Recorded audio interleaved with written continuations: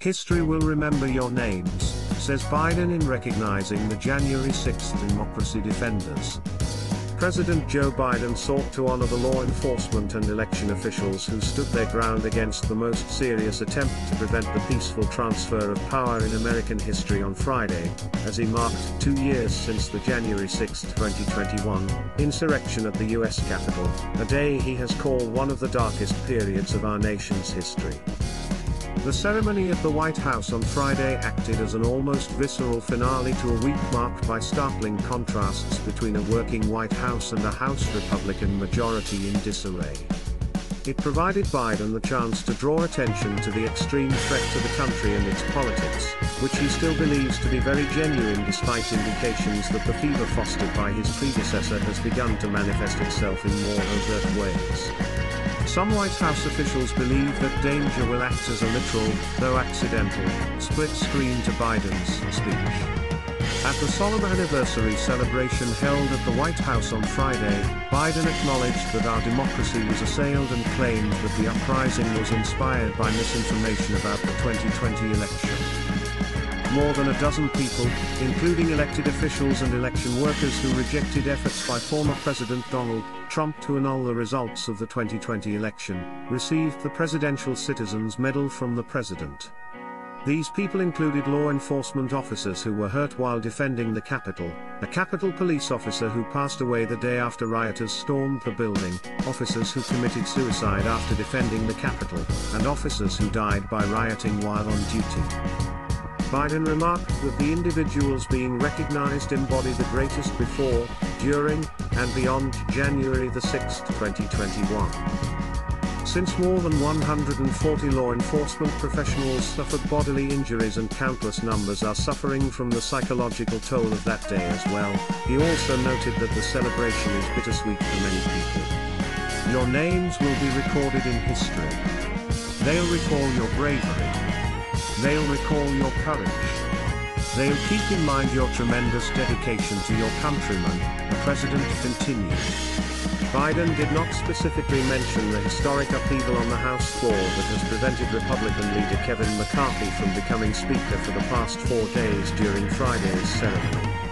The connection is obvious, and Biden himself has already admitted it, but as McCarthy has inched closer to securing enough holdouts to ensure his position as House Speaker following more than a dozen floor votes, it is also something that Biden has previously acknowledged. How do you suppose the rest of the world perceives this? Things are settling down after, the first time we're actually getting through the entirety of January 6th's history, and now, for the first time in 100 years. It's undesirable both visually and practically. As he left the White House for a trip to Kentucky earlier this week, Biden told reporters on the South Lawn, "This is the United States of America, and I hope they get their act together." Some of the individuals involved in the mayhem on Capitol Hill had a hand in the election denial that sparked the violence on January 6. On January 6, 2021, 15 of the 20 House Republican insurgents were serving in Congress. They had stopped the new majority and its path to a speaker in their tracks.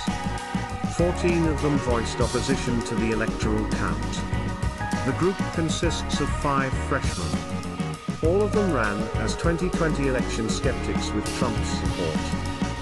McCarthy is another key player who is likely more to blame than anybody else in America for providing Trump a chance to keep his place in the party.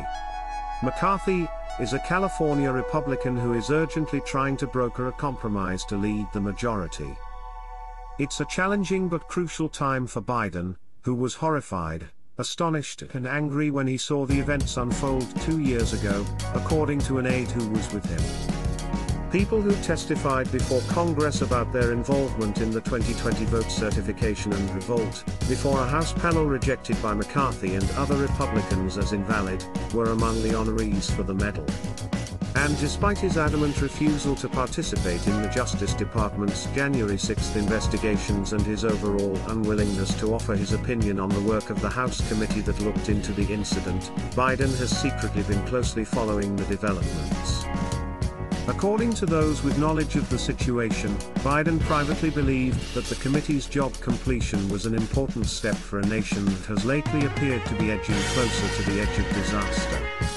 A White House insider told CNN that the midterm elections were a clear, complete and total rebuke of a vicious strain of election denialism that has taken over substantial segments of the GOP. One official even remarked that while Biden closely followed the Senate and House results on election night of last year, he also made it clear to aides he wanted updates on another set of races, Secretary of State contests that pitted Democrats against Trump-backed proponents of the false claim that the 2020 election was rigged. Democrats prevailed in every one of those contests, including the one in Michigan, where Jocelyn Benson won re-election.